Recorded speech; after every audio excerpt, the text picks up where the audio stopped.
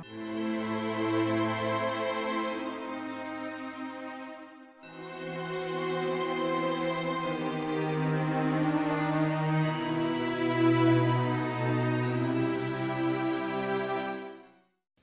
YouTubers, welcome to my new video that's part of my October horror film spotlight month. And what I have in store for you today is John Carpenter's The Thing.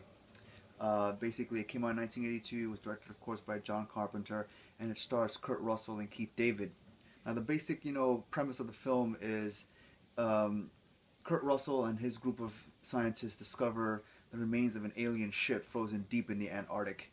And they actually figure out that the remains of an actual alien life form were taken to this other, campsite that they go and investigate and find out the entire campsite has been destroyed. And the only thing that actually survived from the campsite was this dog that they managed to bring back to their campsite where Kurt Russell and his men are stationed at. And what happens throughout the entire movie is that strange things start happening. People start acting weird, people start disappearing and turning up dead, and they're trying to figure out basically what's happening and what's causing it. And ultimately they discover that the alien life form basically managed to survive, and what it does is that it clones as it kind of like captures, kills its prey. Actually, takes its form, kind of like some sort of weird metamorphosis process that the alien creature goes through. And the dog was actually the survivor and the alien life form that managed to escape all the way over there. And the dog starts slowly taking over lots of people, and then the rest of the film kind of just shows us what everyone's trying to do to figure out who is human, who's an alien, with the blood test. And there's a lot of great stuff that happens in this film. One of the things that I always loved about the John Carpenter's The Thing was basically just the portrayal of how creepy the atmosphere looks. Again, this is out in the Antarctic. You get a lot of these long corridor shots, so everything looks very spooky, very creepy. You don't know, what could happen, what could leap out from around the corner, and just again the uncertainty of knowing who is human and who isn't anymore is always something that kind of sticks with you as you watch the entire movie. And again, just the overall creatures designs as well are top notch in this movie. And it's one of the things that always surprised me and I liked about this film is the creature designs. I mean, of course, when I first saw this movie, I was terrified of creature movies, and especially the how realistic the creatures looked in this film. It kind of really terrified me. But now I watch it and I enjoy it basically because those creatures actually look so good. Their design, and just how they move around and what they're capable of doing in terms of how they capture and clone other humans. That whole thing really captivates me. And it's captivating to me, and I really enjoy that stuff.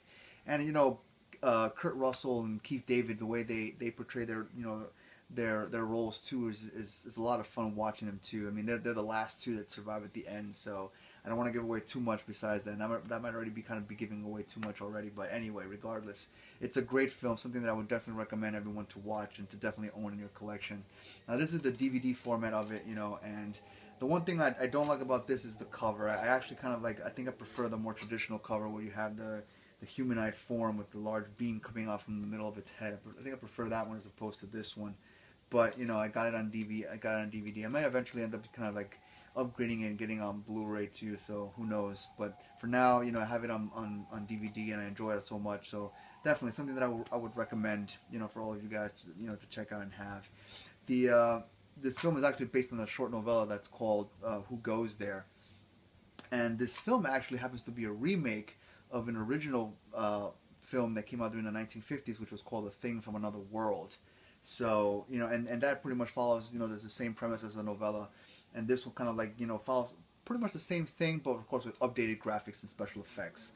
The blood, gore, everything, the creature effects, everything about it, just really comes together so nicely in this film. I would even go, on as much as to say that this movie, when I watch it, really reminds me of, playing the game Dead Space, because it's almost the same thing. The humans end up turning into the necromorphs and things like that. And the creature designs in that game are actually pretty unique too, just like how the creature designs are unique in this particular film too. So overall, guys, definitely, definitely check this out. I know there was a sequel that came out, but it wasn't really much of a sequel. It was more of a prequel that also went by the same name, called The Thing, and it basically just documents the events of the first group that encountered the alien life form before Kurt Russell and his team encountered the alien life form.